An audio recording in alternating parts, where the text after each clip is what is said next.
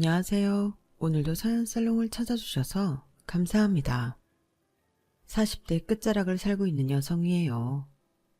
나이가 들면 시간이 빨리 간다고 하더니 요즘은 정말이지 일주일이 순식간에 지나가네요. 월요일이 시작됐구나 했는데 정신 차려보면 또다시 월요일이 시작되고 있으니 말입니다. 한때는 시간이 너무도 안 가서 1분이 억겁처럼 길게 느껴지던 시절도 있었는데 말이죠. 저는 이혼한 지 15년이 되었어요. 23세 결혼해 한 남자와 11년을 살았지만 단 한 번도 그 사람이 내 남편이라는 생각을 가지고 산 적은 없는 것 같아요. 꼭 주인집 도련님을 모시고 사는 종년 기분으로 살았거든요. 그러니 11년간의 결혼 생활은 제게 있어 인생의 노역기간이나 다름없답니다. 모든 문제의 시작이 다 그렇겠지만 제 결혼은 첫 단추부터 잘못된 거였어요.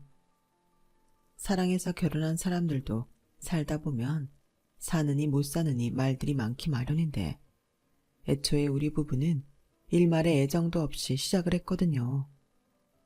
심청이는 공양미 상백석에 팔려가 아버지 눈을 뜨게 해주었다면 저는 친정아버지 빚 때문에 10살 많은 남자한테 시집을 가게 되었어요. 저희 부모님은 지방 소도시 출신으로 제가 7살이 되던 해 서울로 올라오셨어요. 그때 취직한 곳이 바로 제 시댁이었죠.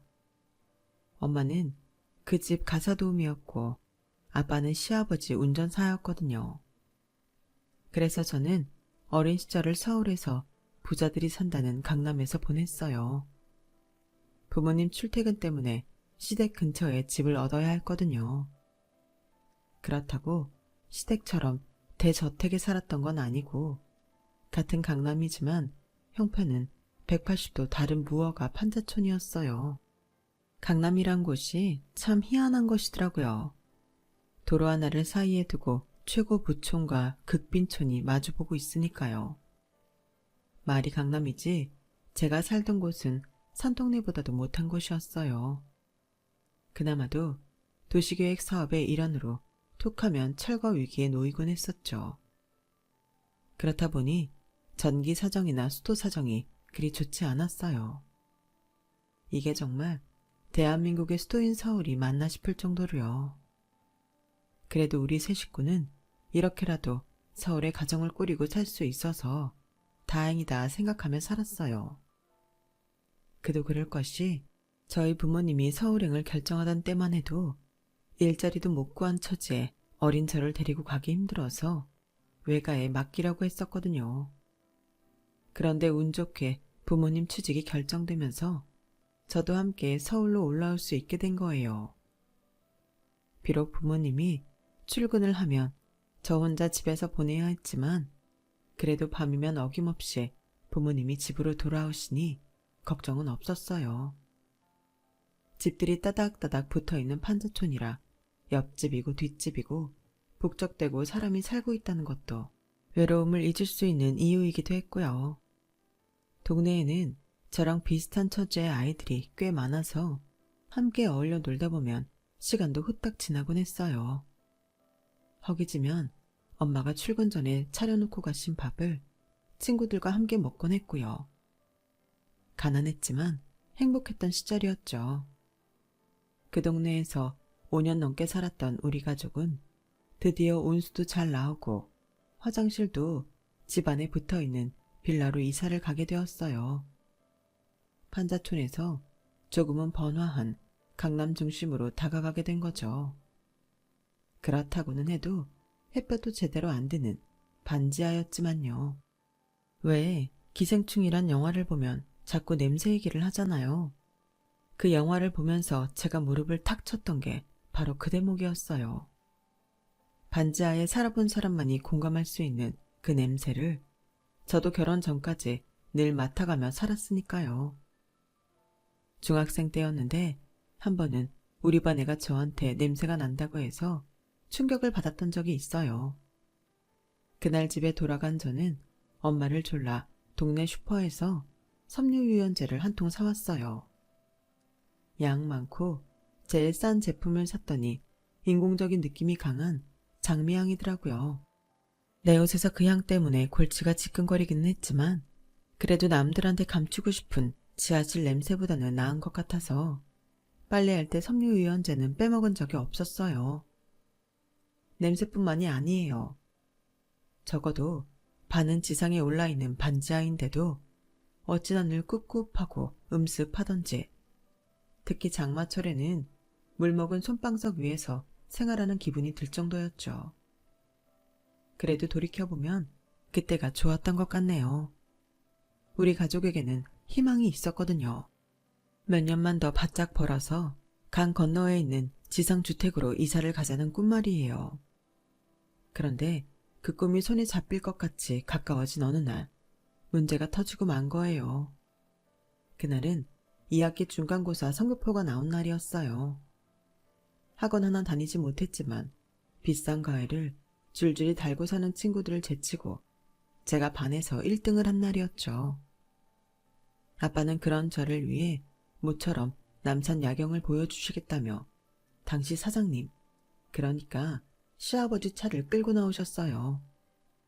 엄마가 만류를 하셨지만 그날따라 아빠가 왜 그리 들떠 계셨던 건지 잠깐이니 괜찮다며 굳이 저를 태우러 차를 끌고 집으로 오셨죠. 서울에 올라온 지는 꽤 됐지만 바쁜 부모님 때문에 한 번도 서울 구경을 제대로 해본 적이 없던 저는 아빠가 끌고 온 멋진 수입차를 타고 남산타워도 가보고 근처 돈가스집에서 내 얼굴보다 더 큰 돈가스도 먹을 수 있었어요. 하지만 식사 도중 사장님 호출을 받고 급하게 차를 몰고 가다가 사고가 나고 만 거예요. 마주 달려오던 차량과 부딪히려는 찰나 아빠는 급박한 그 순간에도 저를 덜 다치게 하려고 핸들을 돌리는 바람에 저 대신 아빠가 크게 다치게 되었죠. 아빠 덕분에 저는 철가상 정도로 그쳤지만요. 우리가 타고 있던 고가의 수입 차량은 거의 폐차 수준이 되고 말았고요. 그 사고로 아빠는 반년 넘게 병원 생활을 해야 했어요. 수술도 3번이나 해야 했고요. 해가 잘 드는 집으로 이사를 하려고 10년 가까이 열심히 모아두었던 돈은 고스란히 아빠 수술비와 병원비로 들어갔지만 그마저도 턱없이 부족했어요. 차값 변상은 꿈도 못 꿀 상황이었고요. 그 바람에 사장님 댁에서 일을 하는 엄마는 매일같이 사모님한테 시달려야 했어요. 아줌마, 이게 말이나 되는 소리예요? 차값 변상할 돈이 없다니. 아니, 그럴 주제도 안 되는 것들이 왜 남의 차는 몰고 나갔대? 우리가 자선사업가도 아니고 왜 손해를 봐야 되냐고. 어디서 이런 거지 같은 것들이 꼬여서 사람 성질을 돋궈.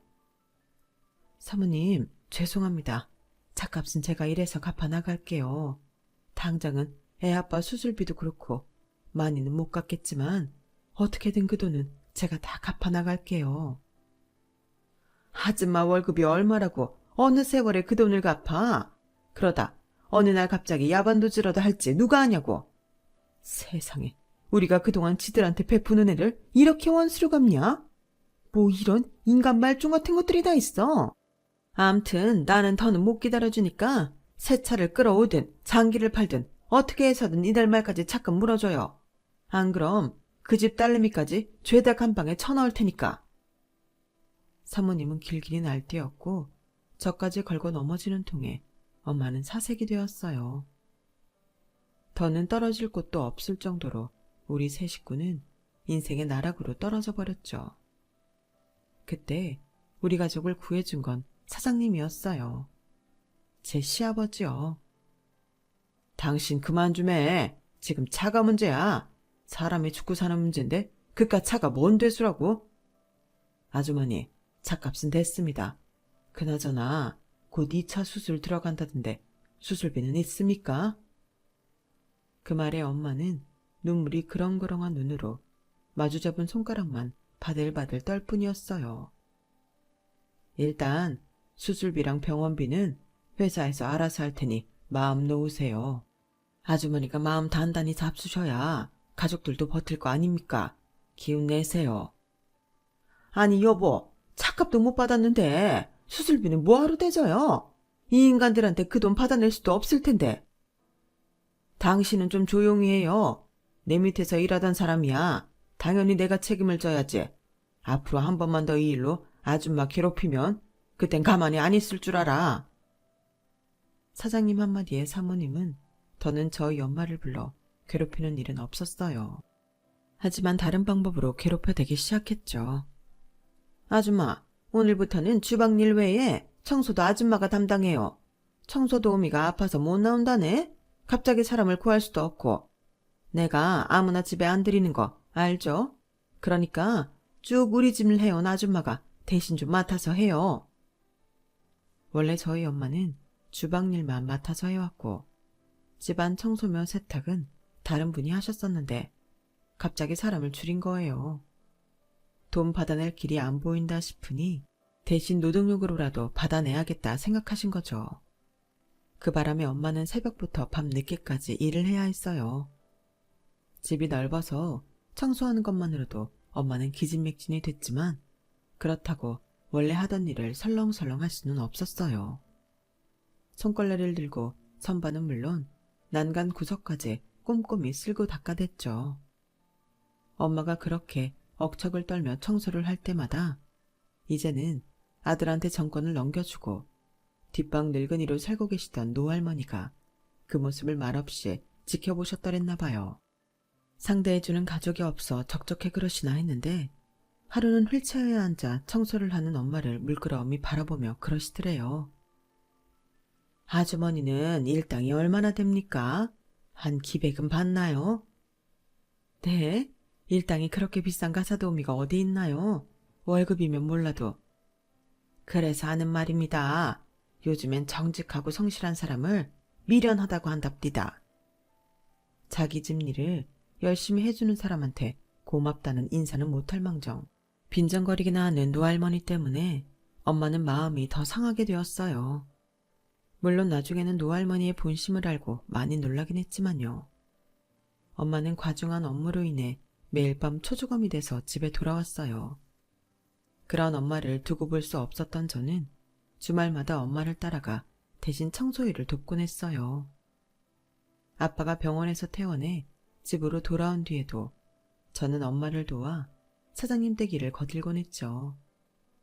어차피 우리 형편에 대학은 꿈도 못 꿀 상황이라서 공부도 그만둘 결심을 한참이었거든요.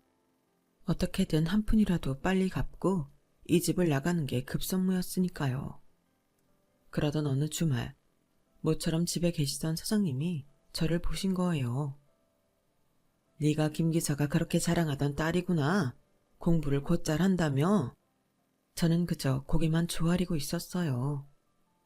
자식으로서 엄마 일을 돕는 건 기특하지만 이제 곧 고3이 될 텐데 이럴 시간이 있니? 친구들은 한창 학원에 가 있을 시간인데. 어차피 저는 대학에 안 갈 거니까요. 저희 형편의 대학은 사치거든요. 자신이 없는 건 아니고? 그건 아니에요. 지금까지 학원 한 번 안 다니고도 1등 놓친 적 없어요. 대학을 안 가겠다는 건 못해서가 아니라 제 의지에 따른 결정이에요. 그 말에 사장님은 빙그레 웃으시더니 그러시더라고요. 그럼 증명해봐라. 네가 네 실력으로 명문대에 들어간다면 4년 내내 네 등록금은 내가 주마. 어때? 한번 해보겠니? 솔직히 그 말이 믿기지 않았어요. 하지만 믿고 싶었어요. 그만큼 제 상황이 절박했으니까요. 대학만 졸업할 수 있다면 지금보다 우리 집 살림에 보탬이 될 수 있을 테니까요. 사회에서 고졸과 명문대 졸업자는 초봉부터가 다르잖아요. 그래서 마음을 다잡고 공부를 시작했어요. 매일 밤 파김치가 돼서 돌아오는 엄마를 보는 건 가슴이 아팠지만 그래도 우리 세 식구가 이 캄캄한 암흑 속을 빠져나가려면 내가 공부로 성공하는 길밖에 없다는 걸 알기에 눈 감고 귀를 닫고 죽기 살기로 공부에 매달렸죠. 그렇게 해서 저는 1년 뒤 서울대에 합격할 수 있었어요. 사장님은 약속대로 전학기 등록금을 대주셨죠. 덕분에 아르바이트를 해서 버는 돈은 고스란히 우리 집 생활비로 쓸 수 있었어요. 조금씩 상황이 나아질 기미를 보이기 시작한 거죠. 하지만 인생이 어디 그렇게 술술 풀리기만 하나요? 사고로 한쪽 다리를 못 쓰게 된 아빠는 가장으로서 제 몫을 할 수 없는 상황에 좌절했고 현실을 잊으려 술에 의존하게 되었어요. 그러다 몸도 정신도 망가지게 되었죠. 세상이 자신을 무시한다며 톡하면 집안 살림을 부수고 엄마한테 손찌검까지 하기 시작했어요. 몇 년 사이 아빠는 제가 알던 아빠가 아닌 완전 낯선 사람이 되고 말았어요. 그러다 술에 취해 밤거리를 헤매다 음주 차량에 치여 세상을 떠나고 말았죠. 어이없게도 차 사고로 자신의 인생을 날리고 빚더미에 앉았던 아빠는 두 번째 차 사고로 목숨을 잃었지만 빚은 갚을 수 있었어요.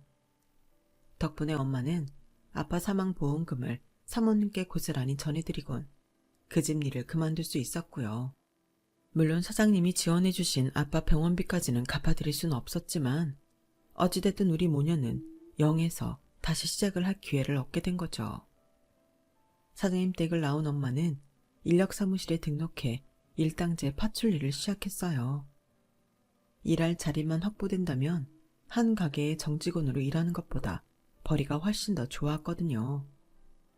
도시락 공장 반찬가게, 공사장 한밭집, 때로는 길거리 포장마차에서도 이 일을 하셨어요. 가난을 벗어나기 위해 길을 쓰고 일을 하셨죠. 그렇게 열심히 산 덕에 제가 대학교 3학년이 되던 해 드디어 반지하에서 탈출할 수 있었어요. 지긋지긋한 강남을 떠나 저희 학교와 5정류장 거리인 동네의 3층 빌라로 이사를 하게 되었어요. 집을 고르면서 우리 모녀가 중점적으로 본 건 해가 잘 드는 집, 이거 하나였어요. 그 소원대로 구한 집에서 첫날 아침을 맞은 우리 모녀는 거실 창으로 쏟아져 들어오는 햇살을 보며 울컥할 수밖에 없었죠. 햇빛은 분명 공짜인데 가난한 사람은 그 공짜 햇빛도 어렵게 받고 사는구나 생각되더군요. 이제 과거는 잊고 새로운 인생을 살면 되겠다 생각했어요. 그런데 그러던 차에 사장님한테 연락이 온 거예요. 점심을 사주시겠다고 잠깐 보자고 말이죠. 제 대학 등록금도 대주고 계시니 이번만큼은 제가 밥이라도 대접해야겠다 싶어서 현금을 준비해서 나갔어요. 다행히 며칠 전에 받은 아르바이트비가 수중에 있었거든요. 그런데 막상 나가보니 사장님만 나오신 게 아니더라고요. 웬 젊은 남자가 옆자리에 떡하니 앉아 있었어요.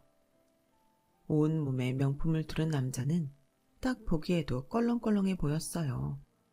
인사들 하지. 혜민 양, 이쪽은 내 아들이에요. 미국에서 공부하다가 얼마 전에 한국으로 들어왔어요.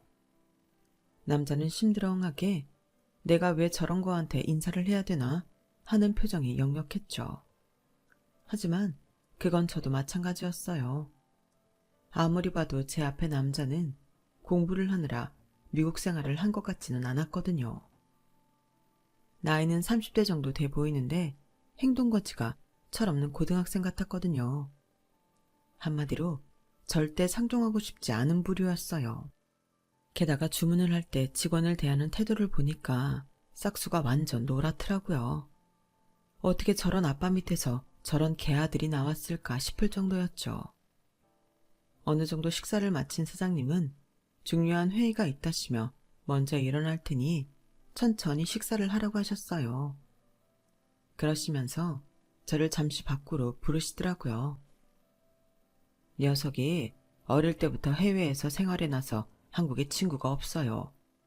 철없는 아들놈을 맡겨서 미안하지만 혜민 양이 오늘 데리고 다니면서 서울 구경 좀 시켜줘요. 이참에 내 아들한테 맛있는 것도 많이 얻어먹고 백화점 가서 백도 좀 사달라 그러고 그럼 혜민 양 믿고 갑니다. 차라리 그동안 대준 등록금을 갚으라고 하는 게 낫지. 어디 저런 개차반을 떠넘기나 싶었어요. 룸으로 다시 들어와 보니 남자 역시 제가 마음에 안 들었는지 삐딱한 표정으로 그러더군요.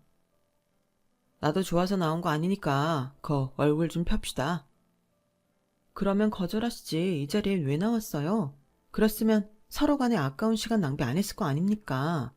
그쪽이나 나나 서로 마음에 안 드는 것 같으니 여기서 그만 헤어지죠. 할 말을 마치고 가방을 챙겨드렸는데 남자가 피식 웃으며 그러는 거예요. 누가 마음에 안 든대요? 난 그쪽 마음에 드는데. 그럼 우리 이제 아버지 명령대로 데이트하러 갈까요? 뭐부터 할까요? 쇼핑? 아니면 영화 관람? 그날 저는 제멋대로인 남자한테 끌려다니며 난생 처음 백화점 명품관에도 들어가 보고 연예인들이 다니는 헤어샵에도 가게 되었어요. 남자는 제 머리 끝부터 발끝까지 돈으로 발라주었거든요. 그리고 여느 연인들처럼 저희 집까지 데려다주며 차 문까지 직접 열어주더군요. 난생 처음 받아보는 공주 대접에 어안이 벙벙했지만 겉으로는 내내 무심한 척 연기를 했어요. 혜민씨, 나 그렇게 별로예요. 인물도 이만하면 어디서 안 빠지는 정도는 되고 학벌도 그럭저럭은 되잖아요. 거기다 우리 집에 돈이 무지하게 많은데 어때요? 좀 땡기지 않아요?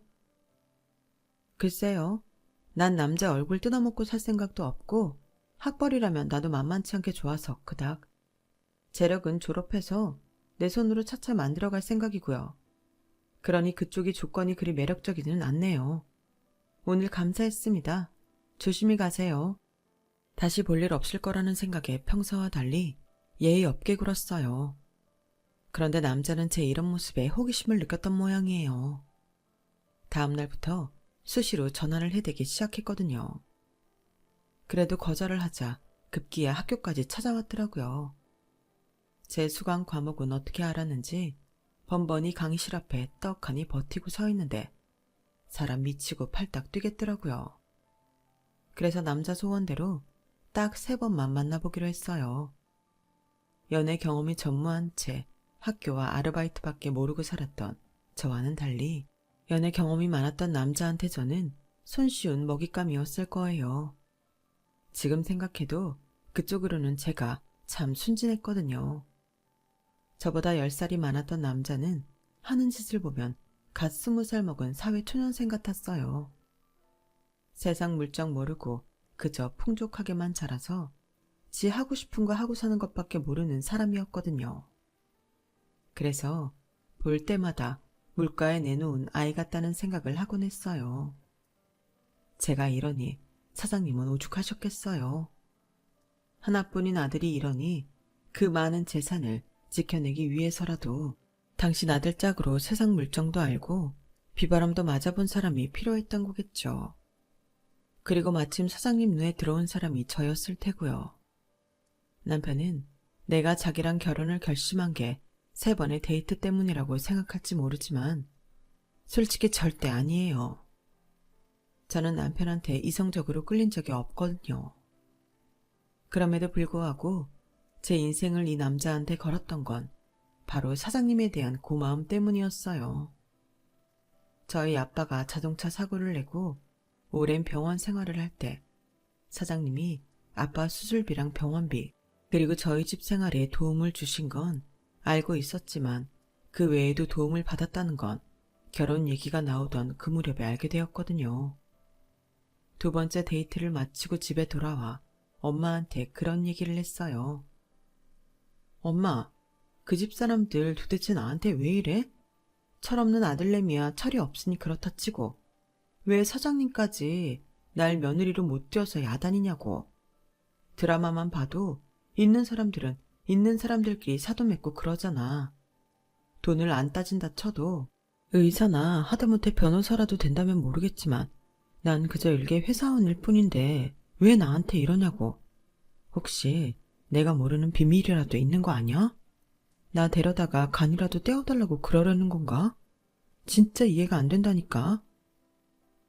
제 말에 엄마는 말없이 낮은 한숨을 쉬셨어요. 혜민아, 넌 정말 이 결혼 싫은 거니? 죽어도 안 되겠어? 엄마까지 왜 이래? 그 집이랑 우리 집 어울리기나 해? 일단 사는 집만 비교해봐. 우리 그 집 화장실만한 집에서 살아. 수입은 뭐 비교할 것도 없고. 게다가 아빠가 사장님 운전기사였고 엄마는 그 집 도우미였는데 하루아침에 사돈으로 만날 수 있겠어? 어디 마음 불편해서 살겠냐고. 그건 그렇긴 하지만 사장님도 원하신다잖니.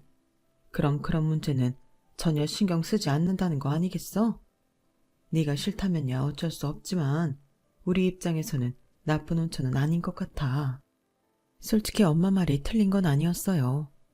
나쁜 혼처가 아니라 남들 같으면 쌍수 들고 달려들 만한 혼처였죠. 사랑해서 죽고 못 산다고 했던 사람들도 결혼하고 몇 년 지나면 원수가 되는데 그깟 사랑이 대수겠어요. 서로 조건 보고 하는 결혼이라면 제 입장에선 완전 로또 맞은 거나 진배 없는 거죠. 이제 와 이야기지만 네 아빠 사고 나고 나도 경황이 없어서 사고 뒤처리를 할 생각도 못하고 있었어. 그땐 네 아빠가 워낙 위독한 상태였으니까. 상대 차량 운전자랑 합의를 봐야 하는데 내 정신이 딴 데가 있는데 뭘 할 수 있었겠니? 가진 돈도 얼마 없기도 했고 그때 사장님이 직접 변호사도 불러주시고 합의금도 내주셨으니 아빠가 실형 안 살고 끝날 수 있었던 거지. 그간 너한테 미주알 고주알 말하진 않았지만 네 아빠 세상 뜰 때도 사장님이 변호사 보내서 가해자 측이랑 합의금 협상도 해주고 보험금까지 받아주셨어. 내가 나섰으면 그렇게 많은 돈 받을 수도 없었을걸? 늘 그렇게 우리 집 일에 신경 써주셨는데 무조건 싫다고만 하는 게 엄마는 마음에 걸린다. 엄마 말을 듣고 보니 그간 너무 우리 입속만 빼먹은 게 아닌가 싶었어요.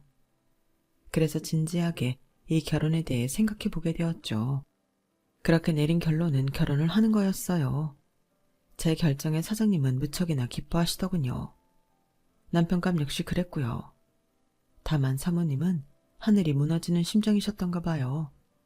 제가 인사를 드리러 댁에 찾아갔더니 안방에서 대성통곡을 하고 계셨어요. 내가 이 꼴 보려고 내 아들 애지중지 키웠는 줄 알아요? 당신 어떻게 이런 결혼을 시킬 수가 있어요? 주변에서 뭐라고들 하겠냐고요. 하고 많은 혼처 두고 왜 하필 우리 집에서 부리던 인간들이랑 사돈을 맺냔 말이야. 당신 나한테 왜 이러는 거냐고. 이 사람아, 어떻게 이렇게 자기 자식을 몰라. 주원이 녀석한테 회사 맡기면 얼마나 갈 것 같아? 10년도 못 가서 회사 말아먹을 놈이라고. 혜민이처럼 똑똑한 애를 옆에 붙여놔야 당신이랑 나 죽고 난 후에도 우리 회사 살아남을 수 있다고. 집안 배경이 무슨 소용이야. 본인이 잘나고 똑똑해야지.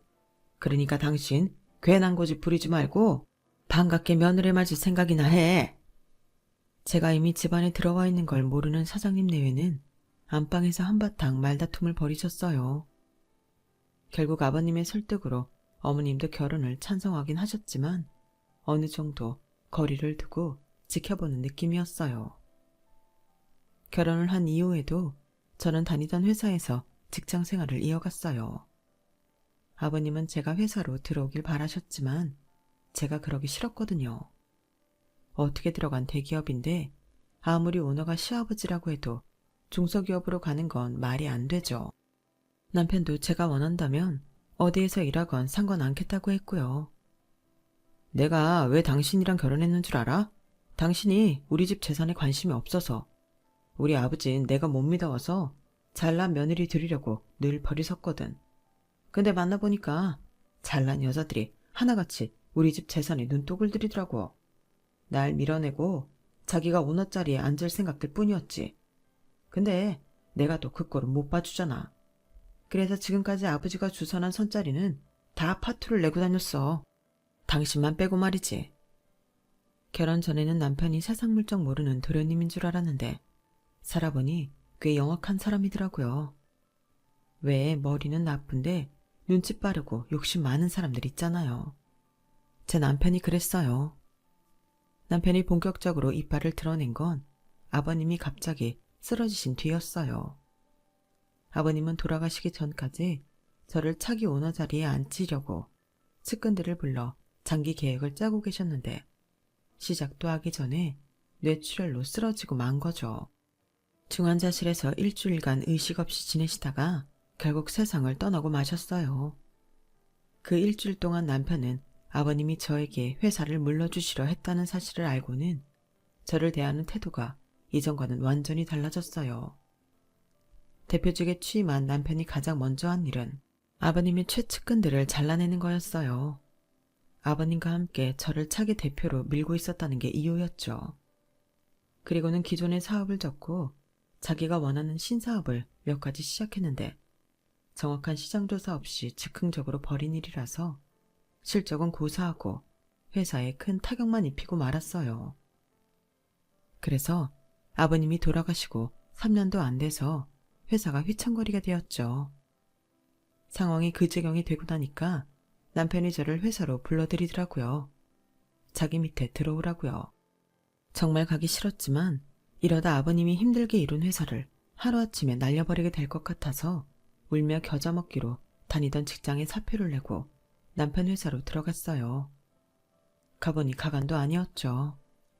제가 전문 경영인이 아님에도 불구하고 허점이 수없이 보일 정도였으니까요.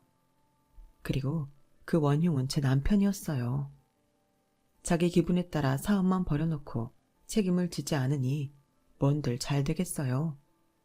게다가 시어머니는 호랑이 없는 굴에 여우가 왕노릇한다고 툭 하면 회사에 오셔서 어찌나 훈수를 두시는지 몰라요. 안 그래도 눈에 가시였던 저를 집에서는 물론이고 회사에서도 엄청 기죽이려고 노력하셨죠. 넌 잘난 것도 없는 애가 남편 내조나 할 일이지 뭐 한다고 회사에 나와 자리를 차지하고 있어? 니깎게 알면 뭘 한다고. 너 회사에 나오고부터 회사 꼬롱망된 거 안 보이니? 오죽하면 내가 평생 오지 않던 회사까지 찾아왔겠니? 어머님, 지금 겪고 있는 회사 위기는 저 때문이 아니에요. 저는 그걸 수습하려고 들어온 거라고요. 이게 뭘 잘했다고 고개 빳빳이 들고 대들어? 그럼 내가 없는 말 지어하겠니? 나는 니만 못해서 그동안 남편 뒤에서 내조만 하고 살았는 줄 아니? 어디서 건방을 떨어? 잔말 말고 괜히 내 아들 앞길에 눕기치지 말고 집에 들어앉아 애나 가질 생각을 해. 결혼한 지 10년이 넘었는데 어쩜 애 가질 생각을 안 해? 어머님, 애 문제는 여기서 이러지 마시고 그이한테 말씀하세요. 왜 집안일을 회사까지 끌고 나오세요? 애 문제도 그래요. 저도 애 갖고 싶었죠. 근데 남편이 애라면 질색을 하는 걸 어쩌겠어요. 그런데도 어머님은 늘 모든 걸 제 탓으로 넘기셨죠. 또 남의 탓이지. 넌 항상 그런 식이더라. 집에서도 안 들어쳐먹으니 내가 회사까지 쫓아나와 이러는 거잖아. 네가 사람이라면 이러면 안 된다. 그동안 우리가 거지 가서 니네 친정 한두 푼 도와줬니?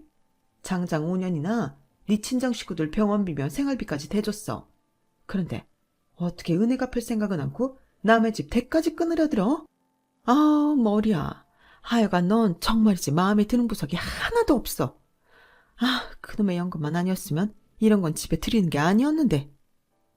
일부러 회사 직원들 다 보는 앞에서 창피를 주는 시어머니 때문에 회사를 옮길까 하는 생각도 수없이 했지만 그래도 아버님과의 정을 생각해 꾹 참았어요.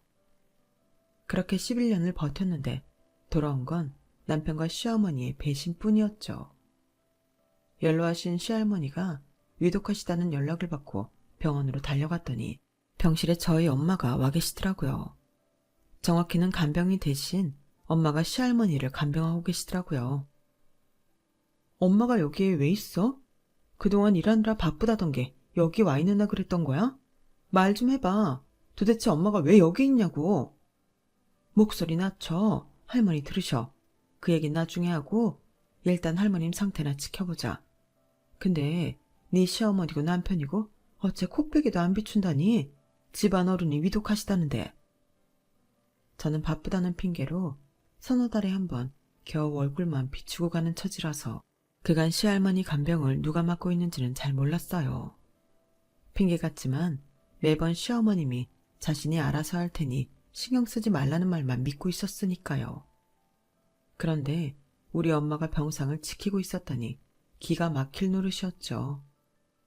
아안이 훌쩍 넘으신 시할머니는 폐렴 증세가 악화되어 결국 세상을 떠나시고 말았어요. 남편과 시어머니는 저를 통해 부고를 전해 듣고서야 병원에 나타나셨더라고요. 시할머니 장례를 치르고 하루 꼬박 잠을 잔 저는 친정에 달려가 엄마한테 자초지종을 물었어요. 그랬더니 기가 막히게도 저희 엄마를 병원에 보낸 게 시어머니였더라고요. 뭐? 어머님이 엄마 보고 할머니 병수발을 하라고 그랬다고? 진짜 웃기는 사람이네. 자기가 며느리지 엄마가 며느리야? 아니, 그러란다고 엄마는 그걸 또 했어? 나한테 말을 하지 그랬어.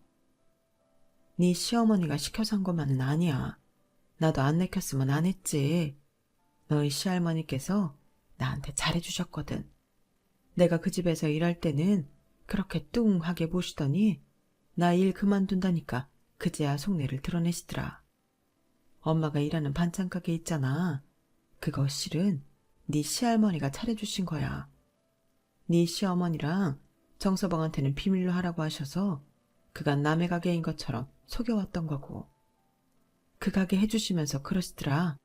요즘엔 정직하고 성실한 사람을 미련하다고 하지만 하늘은 그 미련한 사람한테 복을 내려주는 법이라고. 내 집에서 열심히 일해준 보너스다 생각하고 당당하게 받으라고. 꼬장꼬장한 양반이다 생각했는데 속이 깊은 분이시더라. 그래서 네 시어머니한테 전화 왔을 때 군소리 않고 병수발하기로 했던 거야.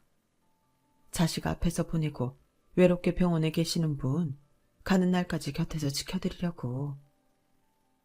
엄마 마음은 잘 알겠지만 그래도 시어머니가 한 짓은 용서가 안 되더라고요.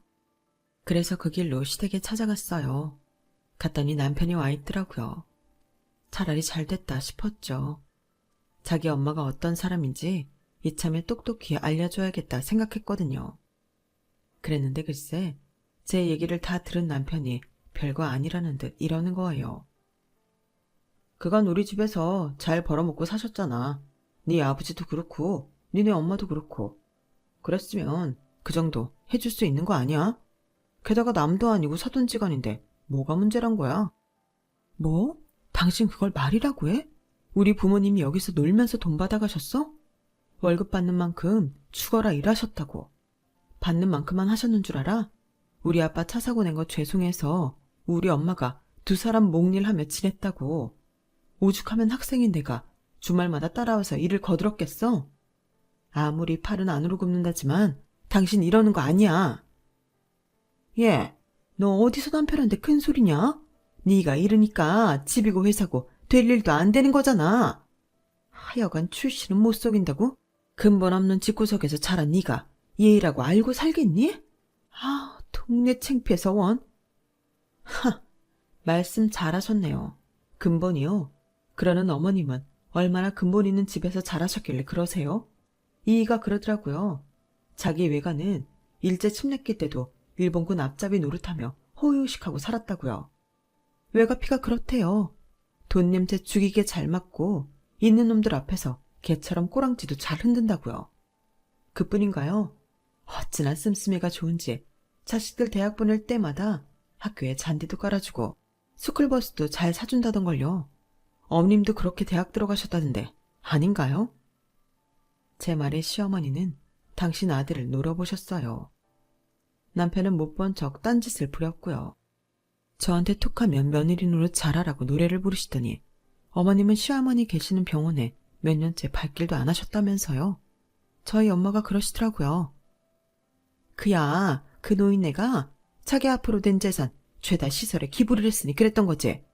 입장 바꿔 생각해봐라. 너라면 너한테 땡전한 분 안 주는 시어머니가 곱게 보이겠니? 내가 자기 며느리로 살면서 그간 해다 바친 게 얼만데 땅덩어리 하나 안 남기고 그걸 다 기증을 해? 인정머리 없는 노인네 같으니라고?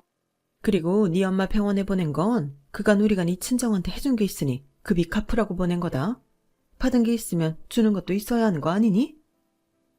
어쩜 이리도 뻔뻔하신지. 나라 팔아먹은 이완요 찜쪄 먹을 사람이더라고요. 그런데 그래서 다행이었어요. 이런 사람들이라서 부채감 없이 이 집 사람들이랑 연을 끊을 수 있겠다 싶었거든요. 그래서 결혼 11년 만에 남편과 이혼을 하기로 했어요. 남편도 군말 없이 합의 이혼에 동의해서 깔끔하게 나눌 거 나누고 받을 거 받고 헤어졌죠. 이혼 후 재취업을 한 저는 40대 중반까지 회사 생활을 하다가 이후엔 엄마가 하시던 반찬 가게를 물려받게 되었어요. 생각 같아선 회사 생활을 더 하고 싶었지만 40 넘은 여자는 회사에서 반기지 않더라고요. 어차피 여자 직원은 임원까지 올려주지도 않을 뿐더러 승진이 멈춘 상태에서 제 밑에서 일하던 남자 직원들을 상사로 모시는 것도 못할 짓이라서 제 발로 나와버렸어요. 그런데 막상 직장을 나와보니 내가 그동안 왜 거기서 눈치 받아가며 자리를 보존하고 있었나 싶더라고요. 내 노력에 따라 가게 매출도 오를 수 있고 심지어 매달 제가 가게에서 벌어가는 돈이 직장 생활을 할 때보다 10배도 넘게 됐으니까요. 그래서 요즘은 저희 엄마를 따라 매주 토요일 오전엔 무료 배식 봉사활동도 하러 다녀요. 저희 가게에서 만든 김치며 밑반찬에 그날 국 한 가지 끓여서 나눠드리고 있는데 힘은 좀 들어도 보람은 있더라고요. 개처럼 벌어서 정승같이 쓰라더니 그 말이 이런 거구나 싶기도 하고요. 그런데 몇 주 전 쪽방촌에 배식 봉사를 갔다가 거기서 생각지도 못한 사람을 만났지 뭡니까. 15년 전에 이혼했던 전 남편이 거기서 지내고 있더라고요. 저를 본 남편은 마치 하늘에서 내려온 동아줄이라도 잡는 심정으로 한 걸음에 달려와 저를 향해 여보 라고 부르더군요. 기가 막혀서 정말. 저랑 이혼하고 7년쯤 지나 회사는 법정 관리에 들어갔고 집에는 빨간 딱지가 붙게 됐는데 그 충격으로 시어머니는 세상을 떠나시고 저 남편은 한동안 몰래 은닉해둔 재산으로 먹고 살았다더군요. 하지만 버는 거 없이 쓰기만 하니 그 돈도 몇 년 한가 다 사라지고 일용직을 전전하다 쪽방촌까지 들어오게 됐다네요. 그러면서 이렇게 다시 만나게 된 거 보니 우리가 인연은 인연인 것 같다면서 제게 엉겨붙들어 들었어요. 그래, 그쪽 말대로 우리가 만날 인연이었나 보네. 근데 인연도 인연 나름 아니겠어? 나 매주 토요일마다 우리 엄마랑 무료 배식 봉사해. 그러니까 배고프면 와서 밥 먹고 가. 우리 인연은 딱 거기까지니까 헛된 꿈 꾸지 말고. 그나마도 내가 그쪽한테 이런 아량을 베푸는 건 돌아가신 아버님과 시할머니한테 받은 은혜 때문이라는 것만 알아둬. 그러니까 밥술 뜰 때 마음속으로 아버님 할머니께 감사 인사나 하라고. 알아들었으면 저리 가. 나 바쁜 사람이니까. 매정한 제 말에 전 남편은 욕설을 퍼부으며 난동을 부렸고 배식줄을 서 있던 쪽방촌 사람들이 그런 전 남편을 쫓아내 주었어요. 세월이 지나도 어쩌면 그놈의 성격은 안 변하는지 참 안 됐더라고요. 판자촌과 반지하 월세집에서 어린 시절을 보냈던 저는 지금 이렇게 어려운 사람들과 나누며 살아가고 있어요. 사람 인생 모르는 거라고 하잖아요. 지금 당장 사는 게 힘들지라도 평생 그렇게 살란 법은 없는 거예요. 저만 봐도 그렇잖아요. 그러니 용기 잃지 마시고 오늘 하루도 잘 버텨보자고요. 지금까지 제 사연을 들어주셔서 감사합니다. 건강이 최고죠. 건강하시고 행복하세요. 여러분, 사연 댓글에 응원과 현명한 조언 부탁드려요. 좋아요와 구독은 저에게 큰 힘이 됩니다. 오늘도 좋은 일 가득하세요.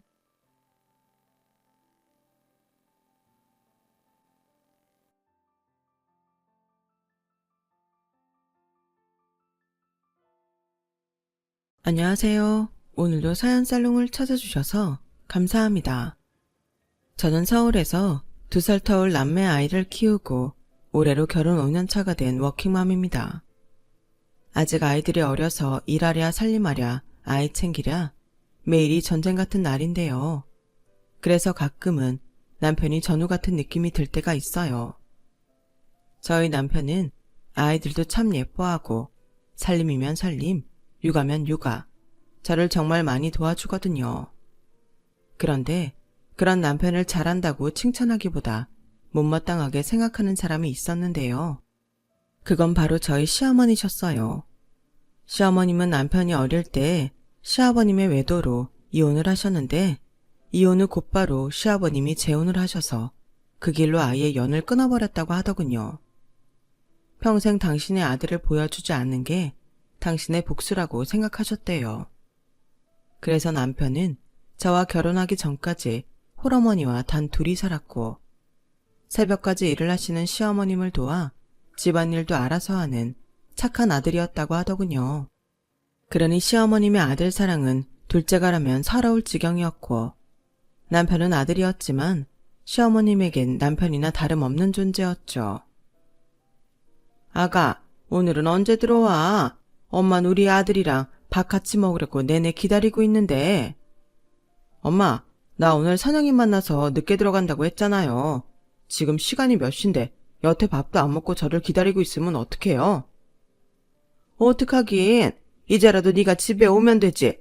엄마는 네가 대충 7시나 8시면 헤어지고 집에 올 줄 알았는데 걔는 집에서 내놓은 자식이라니? 무슨 딸같은 부모가 그렇게 태평해? 엄마, 무슨 말을 그렇게 해요. 그리고 7시, 8시라니. 퇴근하고 선영이 만난 시간이 7시가 넘어요. 아무튼 저 조금 더 늦을 거니까 기다리지 마시고 저녁 드세요. 먼저 주무시고요. 그래도 아가, 요즘은 아무리 남자라고 해도 위험한 세상인데 그냥 지금 들어오면 안 되겠니? 네, 안 돼요. 그럼 끊을게요. 그리고 지금부터 전화하셔도 안 받을 거예요. 사실 돌이켜보면 저는 연애할 때부터 이미 제 미래를 알았던 것 같아요. 다 큰 아들한테 아가라고 부리고 데이트하는 거 뻔히 알면서 집에 일찍 들어오라고 수십 통씩 전화를 하시니 제가 아니어도 그 집 며느리 자리는 꽤나 어려운 자리가 분명했으니까요. 하지만 그놈의 사랑이 뭔지 저는 시어머니를 빼면 너무나도 완벽한 남편을 놓치고 싶지 않았는데요. 아마 그래서 더 시어머니는 저를 만나기 전부터 싫어하셨던 것 같아요. 그런데요, 이게 참 기분이 이상한 게 차라리 제가 싫어서 그러시는 거라면 제가 어떤 노력이라도 해볼 마음이 들 텐데 그냥 내 아들이 만나는 여자는 다 싫다고 하시니 그건 어떻게 해야 할지 도무지 감이 오지 않았어요. 거기에 남편은 자기 어머니가 저런다는 걸 너무 잘 알고 있었기에 늘 저한테 미안해했고 같이 있을 때는 조금이라도 더 잘해주려고 노력을 했는데 이건 뭐 마음을 접을 수도 직진할 수도 없어 사람을 미치게 했어요. 그리고 당신 아들이 그렇게 저한테 지극정성을 보이니 시어머니는 또 안달 복달이 나셨고 그래서 남편이 저를 만난다고 하면 그렇게 집에 빨리 오라고 닥달을 하셨어요. 그럴 때면 남편이 어지간해서는 단호하게 시어머니 전화를 끊어버렸는데 그러면 시어머님은 꾀병으로 구급차까지 불러 남편을 당신한테 돌아오게 하셨죠. 그러니 저도 남편을 많이 좋아하긴 했지만 저런 분이 시어머니라면 저만 피볼 것이 분명했기에 남편과 몇 번이고 헤어지려고 했는데요. 그럴 때마다 남편이 저와 헤어질 수 없다고 눈물까지 글썽이며 저를 잡았어요. 마음 같아서는 그럼 천륜이라도 끊을 수 있냐고 약속이라도 받아내고 싶었는데 그건 또 사람이 할 짓이 아닌 것 같더군요. 그래서 저도 모질게 하지는 못했는데요. 둘 사이에 아무런 문제가 없는데 헤어지려 하니 애틋한 마음만 더 생겨버려서 점점 더 남편과 헤어질 수 없게 돼버렸어요. 그래서 결국 저희 둘은 결혼까지 약속하게 되었고 남편은 저에게 걱정하지 말라며 자기가 시어머니께 무슨 수를 써서라도 결혼 허락을 받아오겠다고 저를 안심시켰는데 2달 정도가 지났을까요? 남편이 드디어 결혼 허락을 받았다며 시어머님을 찾아가 인사를 하자고 했어요.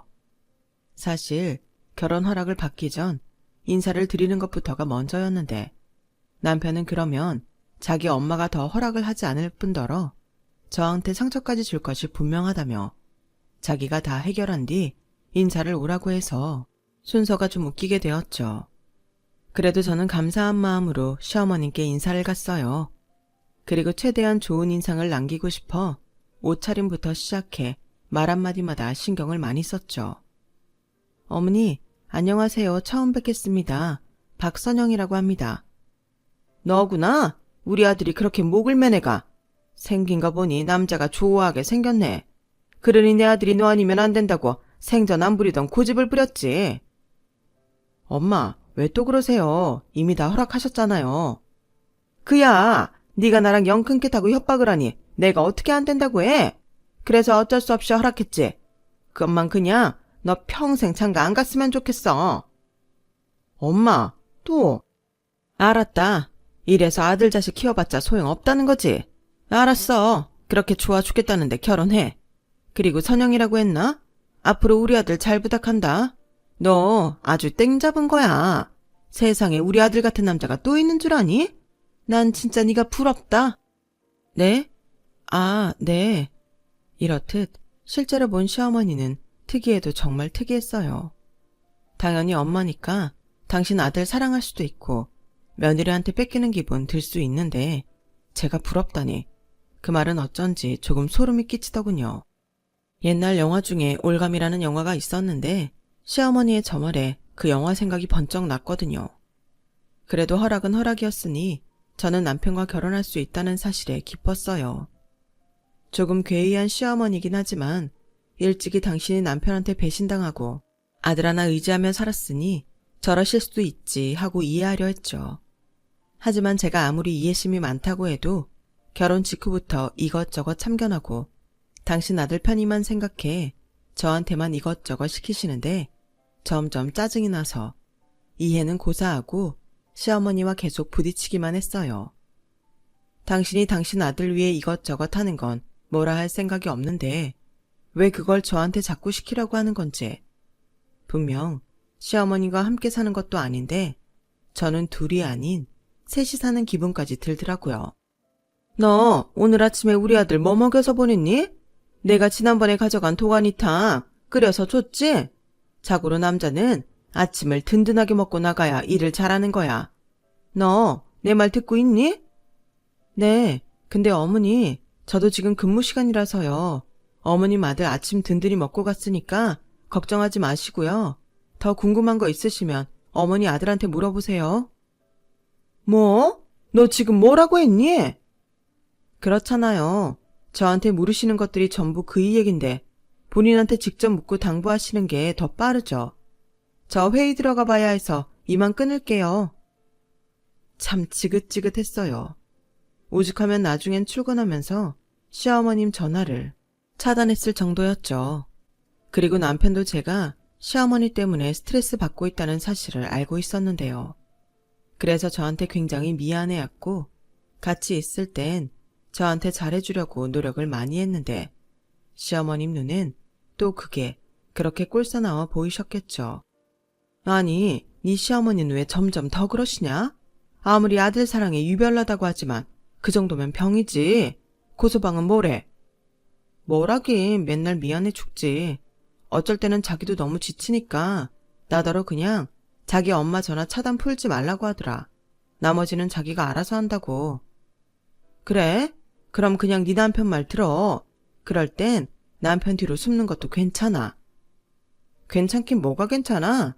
차단하고 이틀 만에 시어머님이 회사까지 찾아와서 핸드폰 내놓아 보라고 하더니 자기 왜 차단했냐고 한바탕 하고 갔어. 내가 그날 얼마나 창피했는 줄 알아? 오죽하면 이직할까 회사도 알아봤다니까. 뭐? 아, 일을 어쩌면 좋니? 이럴 줄 알았으면 아무리 고서방이 너 달라고 빌어도 시집 보내지 말걸. 이미 버스 떠났네요. 그리고 고서방하고는 지금도 좋아. 결혼한 건 후회하지 않는데 시어머니 때문에 짜증나서 그러지. 너 그러지 말고 빨리 애 가져라. 당신 아들 핏줄인데 또 얼마나 좋아하겠냐? 그럼 아무래도 자기 아들한테 덜 집착하시겠지. 세상에 손자 싫어하는 할머니는 없다. 저는 친정엄마의 말에 귀가 솔깃했어요. 사랑도 내리사랑이라고 하던데 손주가 생기면 남편한테 향하던 관심과 사랑이 손주한테로 분산될 수 있겠다는 생각이 들더라고요. 그리고 어차피 아이 계획도 있던 터라 저는 바로 아이를 갖기 위해 노력하기 시작했어요. 그리고 노력한 결과 4개월 뒤 저는 임신에 성공하게 되었고 이제 시어머니도 조금은 달라지실 거라는 기대감에 부풀어 있었는데요. 마냥 좋을 줄만 알았던 저의 임신은 제 생각과는 다르게 자꾸만 시어머니와 마찰을 빚게 되었어요. 아니, 결혼한 지 얼마나 됐다고 벌써 애를 가져? 요즘 세상에 애 하나 키우는데 얼마나 들어가는데 가뜩이나 힘든 내 아들만 처자식 먹여 살리느라 등골이 휘겠구나. 어머니, 저도 일하는데 왜 그이만 고생한다는 듯 말씀하세요. 어머님이 계속 그러시니까 저도 서운해요. 서운? 네가 지금 내 앞에서 서운하다고 하냐? 나야말로 너한테 서운하다. 네가 나한테서 금쪽 같은 내 아들을 뺏어갔잖아. 세상에나, 저더러 당신 아들을 뺏어갔다는 시어머니 말에 저는 할 말을 잃었어요. 그리고 확신했죠. 시어머니는 어머니가 아닌 여자로서 자기 아들을 사랑하는 거라고요. 정말 싫었어요. 어디에 가서 말도 못하고 저는 혼자서 속만 태웠죠. 가뜩이나 임신해서 정서적으로도 기분이 오락가락한데 시어머니라는 사람이 저렇게 나오니 저도 더는 참을 수가 없더라고요. 그래서 에라 모르겠다 하는 심정으로 남편의 짝이 누구인지 제대로 알려줘야겠다고 생각했고, 그래서 그날 이후 시어머니 보는 앞에서 남편에게 더 많은 애정 표현과 의지를 표현했고, 남편은 임신한 저를 살뜰히 챙겨줬어요. 그러자 시어머니의 얼굴은 금방이라도 터져버릴 것 같은 풍선처럼 발갛게 부풀어 오르는데, 그때부터였어요. 본격적으로 저와 시어머니의 남편을 가운데 두고 마치 치정 싸움을 하듯 대립하는데, 세상 어떤 여자가 자기 시어머니랑 그런 싸움을 하냐고요. 게다가 시어머니는 자기가 불리하면 눈물까지 흘며 자기는 그저 애미로서 자식이 걱정돼서 그런다며 말을 하는데, 잘못하면 저만 이상한 정신병자가 될 것만 같았어요. 그러니 남편도 옆에서 그런 저를 보고 있기가 불안했는지 어느 날은 저한테 이런 말을 하더군요. 자기야, 내 생각에 요즘 자기가 임신 중이라 몸도 마음도 힘드니까 차라리 아이 낳을 때까지 처갓집에 가 있는 게 어떨까? 뭐? 지금 나더러 우리 집에 가 있으라고? 그럼 자기는 여기서 혼자 있을 거야? 나는 뭐 혼자 있어도 되고 아니면 엄마한테 가 있어도 되지. 아무래도 식사랑 빨래 같은 건 도움이 필요하니까. 뭐? 싫어. 가뜩이나 당신 어머니 나만 보면 뭐라고 하시는데. 차라리 나랑 같이 우리 집에 가 있는 건 어때? 아무리 그래도 나까지 가는 건. 그럼 됐어. 난 자기랑 떨어져 지내고 싶지 않아. 나도 그래. 근데 자기 이렇게 맨날 힘들어하니까 옆에서 내가 진짜 불안해 죽겠어서 그래. 그러지 말고 자기가 어머님한테 얘기 좀 해주면 안 돼? 산부인과에서 안정이 필요하다고 했잖아. 나도 진작에 우리 엄마한테 말씀드렸지. 근데 우리 엄마 성격 알잖아. 네, 너무 잘 알죠. 저는 남편한테 듣지 않았지만 시어머님이 어떤 말을 했을지 미루어 짐작이 됐어요. 남들 다 아는 임신 가지고 유별 떤다고 자기 때랑 비교하면서 저만 또 이상한 사람을 만들었을 거예요. 그래서 남편이 제안은 했지만 저는 친정에 가지 않았고, 그렇게 어느덧 산딸이 다가왔어요. 저희 회사는 나름 여직원 복지가 잘 되어 있는 회사라 출산 전부터 2년 정도 휴직을 할 수 있는데, 그래서 임신 35주가 되었을 때부터 휴직에 들어갔어요. 언제 아이가 나와도 이상하지 않다는 의사 선생님의 말에 출산 가방도 미리 써놓고 만반의 준비를 했죠. 그런데 시어머님은 제가 휴직을 한 이유로 걸핏하면 저희 집에 오셨고, 말은 저 도와주려고 오셨다고 하면서 별 이상한 소리를 늘어놓다가 남편 먹을 밥만 차리고 가셨어요. 그리고 한 번은 정말 열받는 말을 하셔서 제가 목소리까지 높인 적이 있었는데요. 내가 이 얘기를 할까 말까 고민 정말 많이 했는데, 너 애 낳으러 갈 때 내 아들 데리고 가지 말고 혼자 가라. 네? 아니 왜 애를 저 혼자 낳으러 가요? 애 아빠도 같이 가야죠. 탯줄도 잘라야 하고 수속도 밟아야 하는데. 그러니까 아니 남자가 산부인과 가서 그게 무슨 짓이냐? 넌 여자로서 창피하지도 않아? 나 같으면 남편이 같이 가자고 해도 싫다고 하겠다. 내가 어디서 봤는데 남자가 아기 나오는 걸 직접 보면 그 충격이 말도 아니래. 하기사 얼마나 놀라겠냐? 너도 아기 낳아보면 알겠지만 애가 처음에 나올 때부터가 예쁘지가 않아. 무슨 외계인 같다니까? 어머니, 그래도 그건 아니죠. 제 남편이 없는 것도 아니잖아요. 너도 참 시어머니가 고민 끝에 말하는 건데 그냥 알겠다고 하면 안 되냐? 내가 싫다고. 아니면 그냥 애기 나올 즈음부터는 병원 가서 대기하고 있어. 괜히 진통 온다고 남자 머리 쥐어뜯고 그러는 거 난 진짜 이해 안 간다. 출산은 여자 몫이야. 싫어요. 출산이 여자 몫이면 애는 뭐 저 혼자 만들었어요? 아무리 어머니가 싫으셔도 그렇지. 어떻게 저한테 그런 말을 하실 수 있으세요? 저는 방금 하신 말 못 들은 걸로 할 테니까 그런 줄 아세요. 어머님 아들이지만 저한테는 남편이라고요. 아들 장가 보내셨음 아들은 며느리 거라는 거 모르세요? 뭐야? 왜 내 아들이 네 거야? 아주 웃겨? 제 거예요. 제 배우자고 반려자라고요. 참 웃기게도 제가 그렇게 바락바락 소리를 치자 시어머니는 충격받은 얼굴로 저를 노려보셨어요. 누가 보면 조강지처랑 첩이 싸우는 것처럼 보일 정도로요. 저도 이게 얼마나 유치하고 말이 안 되는 상황이라는 건 알지만 그렇다고 여기서 네 알겠습니다라고 목에 칼이 들어와도 하기 싫었어요. 결국 그날은 시어머님도 더는 싸워봤자 자기가 승산이 없다고 생각하셨는지 맨날 손수 차리던 남편 밥도 차리지 않고 씩씩거리며 돌아가셨는데 원래도 없는 정이었지만 오만정이 떨어졌어요. 이런 표현 어른한테 쓰면 안 되는 거 아는데 다시는 꼴도 보기 싫더라고요. 시어머님은 남편이 취업을 한 후 생활비를 받고 일을 그만두셨는데 그것도 너무 짜증났어요. 어디가 아프신 것도 아니고 정정하신데 일도 안 하시니 자꾸 저희한테만 신경 쓰고 저한테는 저런 막말만 하시니 무슨 수를 내긴 해야겠더라고요. 그렇다고 이제 와서 생활비 못 드리니 다시 일하시라는 말은 차마 못하겠고 남편도 남편대로 중간 역할을 하려고 노력하지만 시어머니를 감당할 수는 없는 것 같았어요.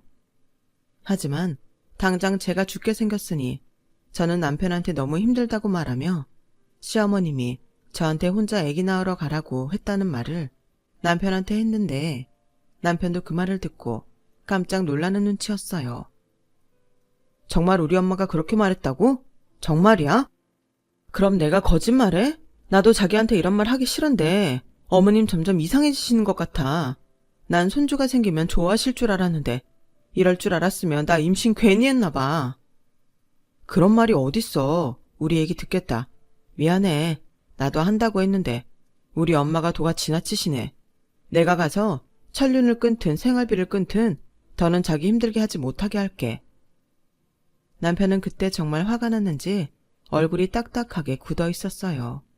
그리고 혼자 시댁에 갔는데 남편이 무슨 말을 했는지 시어머님이 중내산해 하시면서 대성통곡을 하시더군요. 자기는 이제 옆에 아무도 없다며 이런 인생 뭐하러 살겠냐고 협박도 하셨어요. 하지만 남편은 단호했고 더는 저희 집에 오지 마시라 못을 박았다고 하더군요. 만약 이를 무시하고 또다시 저희 집에 와서 저를 힘들게 하면 생활비도 끊고 찾지 못하는 곳으로 이사까지 가버리겠다고 했다는데요. 그래서인지 시어머님은 저희 집에는 발도 붙이지 못하셨는데 정말 식음을 전폐하신 건지 어느 날 병원에서 연락이 왔어요.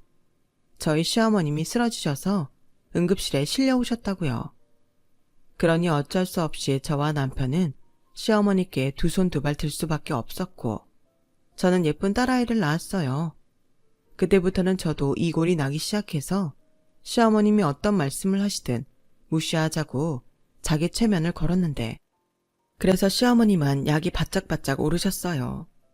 저는 조리원에서 2주 몸조리를 하고 친정엄마께서 저희 집에 오셔서 한 달 정도 더 제 몸조리를 도와주셨는데 낮에는 친정엄마가 저를 챙겨주시고 저녁엔 남편이 저와 아이를 챙기니 시어머님은 제가 복이 터졌다며 비아냥거리시더니 더는 저희 집에 오시지 않았어요. 너무 좋았죠.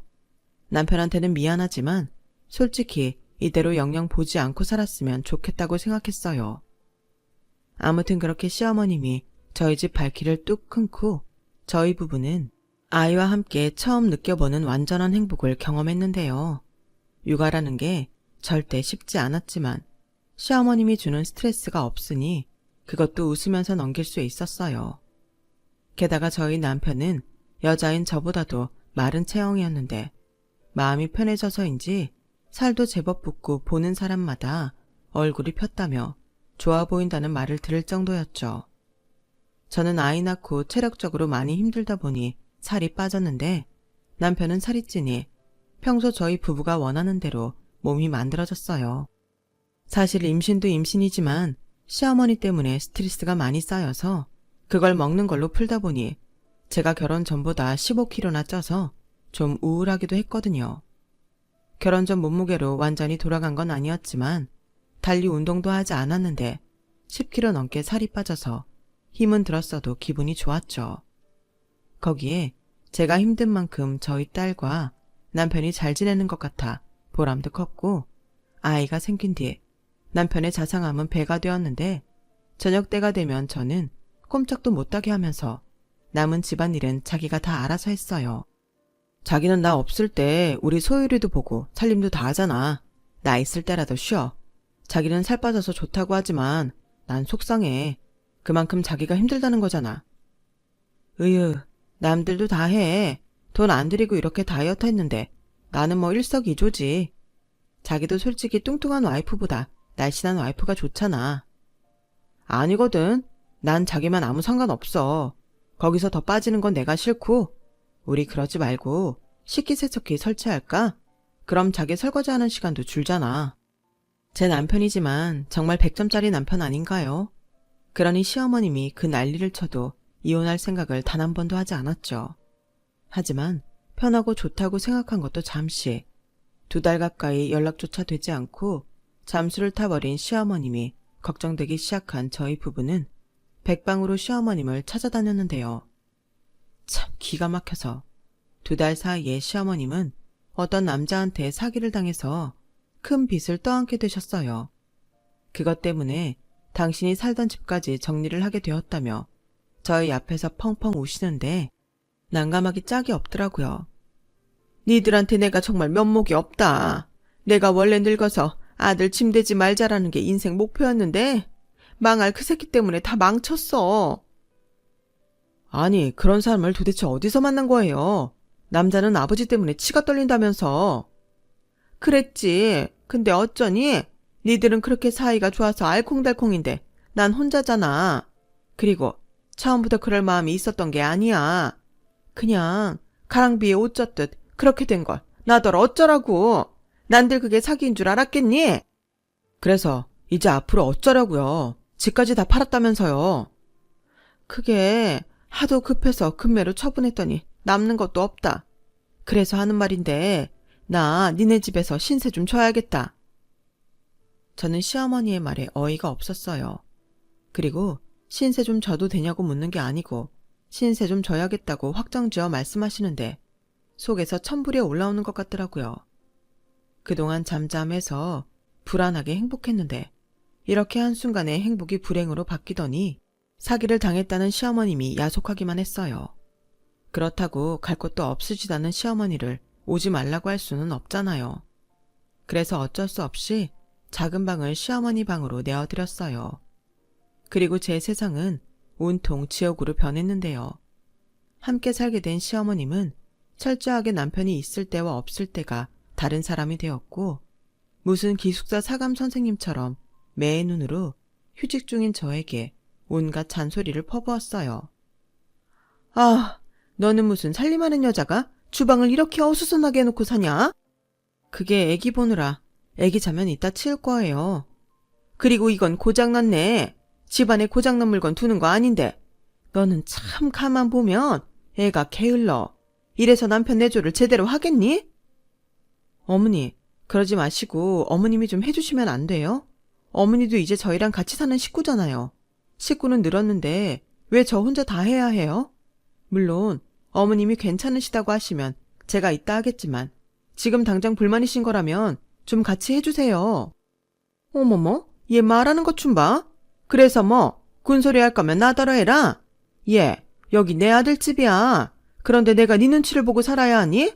세상에나, 요즘 며느리 무섭다고 하더니 그게 딱 맞는 말이었네. 아우, 무서워라. 저는 시어머니의 저런 태도에 스트레스가 장난이 아니었어요. 거기에 딸아이 분유 한 번, 기저귀 한 번 당신 손으로 갈아주신 적도 없으셨는데, 그러면서 딸아이가 울거나 보채면 딸아이가 저를 닮아 시끄럽다고 또 제 염장을 지르셨죠. 그뿐만이 아니었어요. 겨우겨우 아이를 재우고 한숨 돌리려고 하면 무슨 노래를 저렇게 크게 부르시는지 아이가 낮잠도 푹 자지 못하게 하고 또 깨서 울게 만들었는데, 그럴 때면 적반하장으로 아, 너는 애를 어떻게 보길래 하루 종일 울게 하냐? 내가 노래 연습을 할 수가 없다 정말. 라고 저한테 뭐라고 하시는데 정말 미치고 팔짝 뛸 노릇이었어요. 그리고 정말 저를 열받게 하는 건 따로 있었는데요. 그건 역시나 남편과 상관이 있었어요. 시어머니는 남편이 퇴근하고 집에 오면 손 하나 까딱하지 않게 해야 한다며 자꾸만 저를 시키셨고, 남편이 아니라며 저를 도우려 하면 필사적으로 말리시며, 너도 참, 네 색시 좀 그만 챙겨라. 쉬어야 할 사람은 너지 쟤가 아니야. 쟤는 내내 집에서 편하게 있었어. 내가 다 봤다니까. 너는 손 하나 까딱하지 말고 차려주는 밥이나 먹고 푹 쉬어라. 세상에, 밖에서 돈 버느라 그 고생을 했는데 네가 왜 쟤를 챙겨? 라고 하시며 주방에 걸려있는 제 앞치마를 가져와 저에게 던지셨어요. 그리고는 뭐해? 네 남편 저녁 안 챙겨줄 거야? 라고 하시는데 두 손이 부들부들 떨렸어요. 너무 열받아서요. 시어머니는 처음 저희 집에 오셨을 때는 그래도 남편 앞에서는 당신이 손수 밥도 차려주고 낮에는 손 하나 까딱하지 않아도 저녁에는 아이 보라고 이것저것 치우는 신용도 하셨었는데, 딱 일주일이 지나자 저렇게 변하셔서는 저를 못 잡아먹어 안달이 나셨어요. 그리고 그 모습을 보고 있던 남편도 이건 아니라는 생각이 들었는지 제 눈치를 살피며, 엄마, 지금 이게 무슨 짓이에요? 앞치마를 왜 이 사람한테 던져요? 사람 기분 나쁘게. 그리고요, 저 저녁 먹고 왔어요. 안 차려줘도 된다고요. 뭐야? 기분이 나빠? 당연한 거 아니에요. 엄마 원래 이런 사람이었어요? 이러시면 저 엄마랑 같이 못 살아요.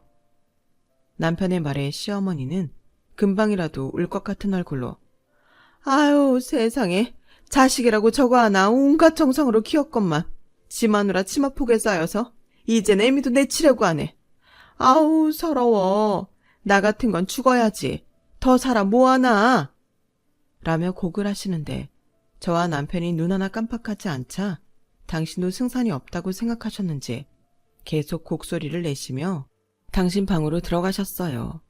그리고 그날 저녁 남편은 계속해서 저에게 사과를 했지만 제 마음은 풀리지 않았는데요. 솔직히 남편은 죄가 없잖아요.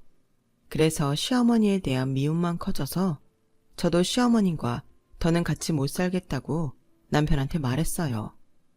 그러자 남편은 집과 제법 거리가 있는 곳에 시어머니가 지낼 곳을 마련했고, 시어머니는 왜 자기가 나가냐며 버티셨는데 남편이 단호하게 일사천리로 이사를 감행하니 어쩔 수 없이 거처를 옮기시더군요.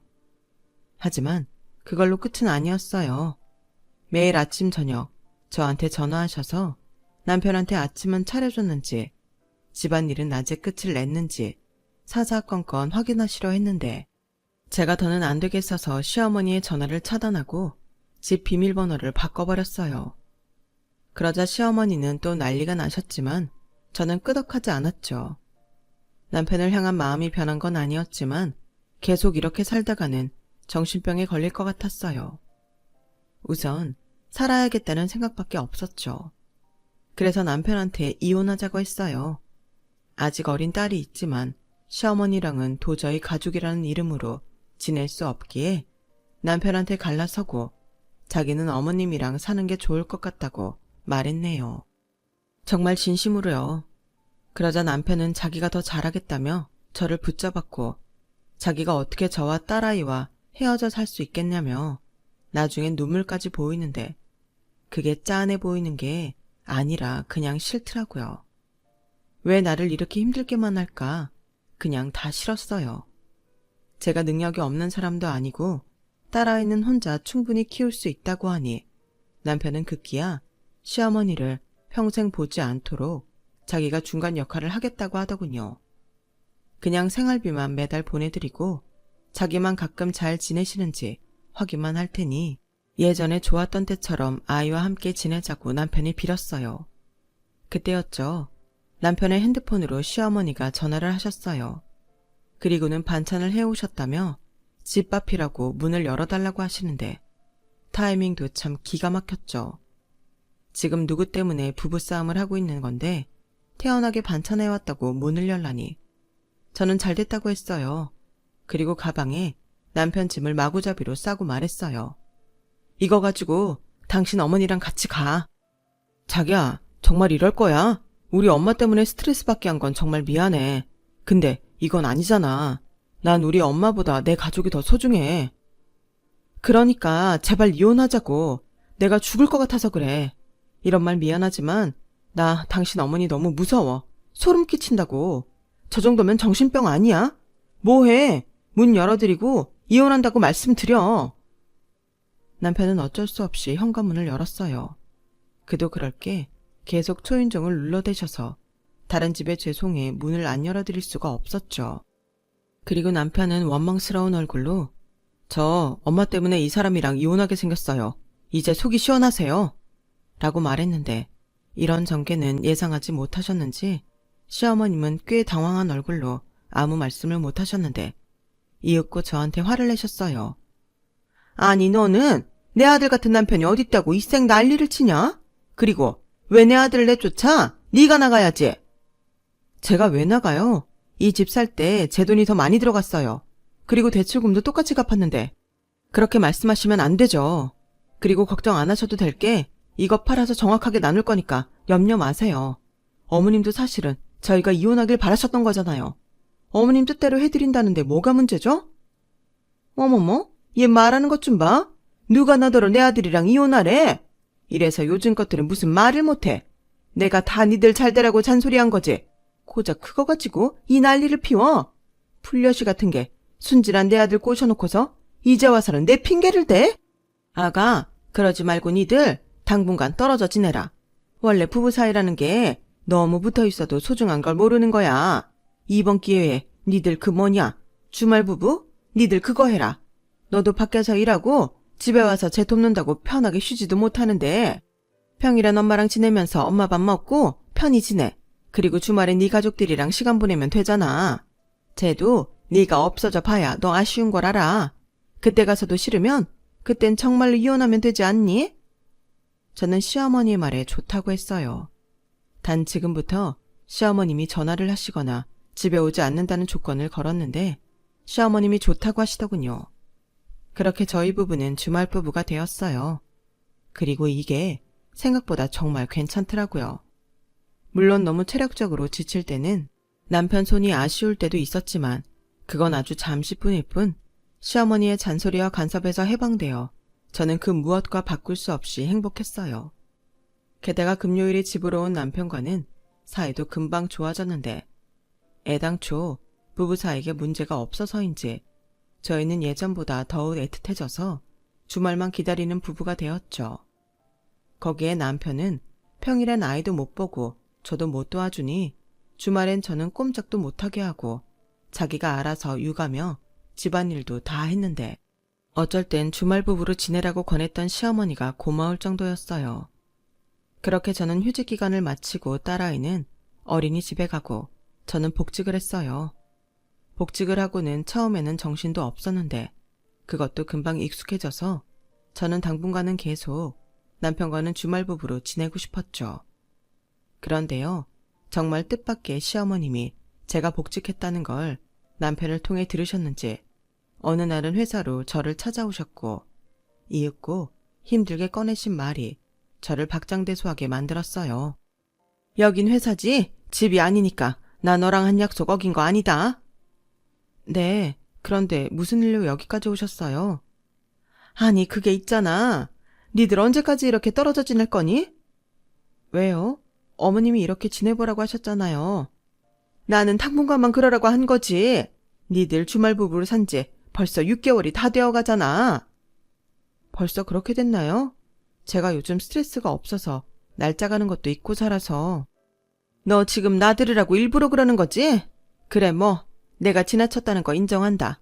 그래 내가 잘못했어. 저는 순간 제가 잘못 들은 줄 알았어요. 그렇게 아들이랑 단둘이 지내시더니 더없이 좋으실 텐데 갑자기 저렇게 잘못했다고 하시니 이건 또 뭔가 경계심이 딱 들더라고요. 갑자기 왜 사과를 하세요? 왜긴 왜야? 니들이 짜고 일부러 나 엿먹이는 거 내가 모를 줄 알아? 그게 무슨 말씀이세요? 제가 언제요? 저는 지금이 더 좋아요. 그이도 어머님 말처럼 편해서인지 얼굴도 좋아 보이던데요. 시어머니는 제 말에 저를 얄밉다는 듯 노려보셨어요. 그리고 곧이어 알게 된 사실은 정말 예상 밖의 일이었는데, 글쎄 남편이 일부러 그런 건지 아니면 자기도 지쳐서 그런 건지는 모르겠지만 시어머님이 원하시는 대로 퇴근 후 집에서 손 하나 까딱하지 않고 밤 11시에 들어와도 밥을 차려 달라고 하나 보더라고요. 전에는 하지도 않던 반찬 투정도 엄청 하고 뭐 하나 도와주는 것도 없으면서 잔소리도 귀에 피가 날 지경으로 한다는데 저를 붙잡고 하소연을 하셨어요. 그러면서 정말로 둘이 일부러 그러는 게 아니냐고 재차 확인하셨고, 제가 아니라고 하자 그러면서 행여 저와 남편이 이혼해서 당신이 평생 그렇게 살까봐 무섭다고 하시는 거 있죠. 왜요? 그래도 어머님이 그렇게 사랑하는 아들이랑 같이 사니까 좋으시잖아요. 크크야, 그때는 걔가 너한테 너무 잘하니까 셈이 나서 그런 거지. 그리고 걔가 그렇게 할 줄 난들 알았니? 일찍 퇴근하면 방구석에 틀어박혀서 게임만 하고 내가 근처에 좀 나가서 걷자고 하면 그렇게 짜증을 내요. 그것뿐인 줄 아니? 전에는 나한테 돈 쓰는 걸로 뭐라고 하지 않았는데 이젠 나더러 가계부를 써서 자기한테 일일이 검사를 맡으란다. 세상에, 내가 더럽고 치사해서 그 돈 안 받는다고 했다. 너 이혼할 생각 없으면 당장 그놈 데려가. 데려가라고요? 싫어요. 그러면 또 어머님이 이것저것 간섭하시고 샘내실 거잖아요. 저는 지금이 더 좋아요. 제 얼굴 좀 보세요. 훨씬 좋아졌잖아요. 네 얼굴만 좋아지면 다야. 내 얼굴 좀 봐. 폭삭 늙었잖아. 그러지 말고 좀 합쳐줘. 저는 시어머니의 말에 웃음이 터지고 말았어요. 얼마나 애가 타셨는지 남편과 합치면 제가 원하는 건 다 들어주겠다고 하시더라고요. 그래서 저는 이때다 싶어 제가 원하는 모든 것을 적어 문서로 만들었어요. 전화 간섭은 물론이고 제 허락 없이 저희 집에 불쑥불쑥 오시는 것도 못하게 했는데, 시어머니는 그럴 생각이 전혀 없다며 당신이 오히려 어기면 저한테 대출을 받아서라도 돈을 주겠다고 추가 조항을 넣으셨어요. 그리고 더는 남편을 당신 거라고 생각하지 않는다며 그냥 남편은 저 가지라고 하시는데, 도대체 남편이 어떻게 했길래 저러시나 궁금해지더군요. 그래서 남편한테 물어봤죠. 그런데 남편의 대답이 뭐였는 줄 아세요? 난 뭐 다르게 행동한 거 없는데? 그냥 엄마가 싫어할 행동만 골라서 했지. 다른 집 아들들은 전부 그렇게 한대. 그래서 나도 해봤는데 엄청 편하더라. 근데 그게 효과가 있긴 했네. 우리 엄마가 자기한테 찾아가서 사과할 정도였으면. 그러니까 이제 예전처럼 하시면 나한테 돈까지 주신다고 했어. 근데 생활비 정말 안 드릴 거야? 생각해봤는데 엄마가 아직 정정하신데 생활비 드리는 게 맞나 싶어. 적은 돈이라도 버시면 우리한테 신경도 조금 덜 쓰일 거고, 그냥 돈 모았다가 생신이나 명절에 한꺼번에 드리자. 자기가 드리면 더 좋을 것 같아. 나는 앞으로도 계속 나쁜 아들 할래. 진짜 그럴걸. 저는 남편의 말에 웃음이 나왔어요. 절대 잘 지낼 수 없을 것만 같았던 시어머니와 잘 지낼 수 있을 것 같은 희망이 보였거든요. 그렇게 저희는 6개월 만에 주말 부부 생활을 청산했고, 시어머니 간섭 없이 집안일과 육아를 분담하며 지금까지도 잘 지내고 있답니다. 그리고 딸아이를 낳고 2년 만에 둘째 아들을 낳았는데, 아들은 체력적인 문제도 있고 해서 아빠가 키우는 게 맞는 것 같다며 남편이 육아휴직을 냈어요.